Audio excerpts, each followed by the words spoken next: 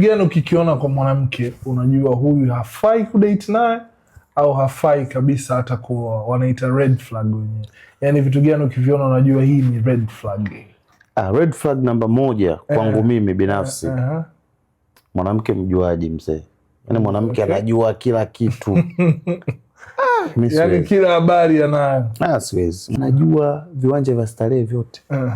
Mwanamke, yaani mwanamke anajua kila kitu yani. Hapana, usiwezi. Mjuaji. Usiwezi. Okay. Na especially mwanamke ambaye anashabikia mpira, nimemkuta anashabikia mpira. Obviously huyo kuna mwanaume ambaye ndo alimfundisha kushabikia mpira. Acha bwana. Mimi kwangu ni red flag. Kwa hiyo ukimkuta mwanamke anapenda kuvaa jezi, anavaa jezi, mwanamke anavaa jezi. Baada hiyo ni red flag. Anaenda uwanjani. Yaani sioi huyo. Huyo mtu sioi. Anaenda uwanjani. Sioi.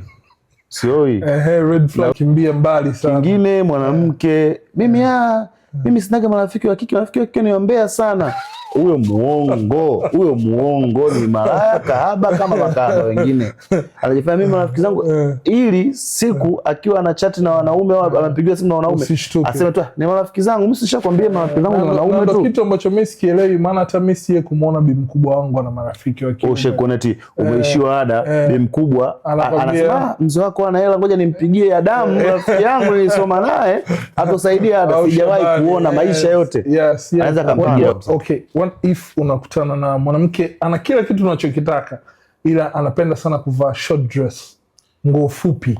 Red flag umezimalizia vizuri. Kwa hiyo zote ni red flag.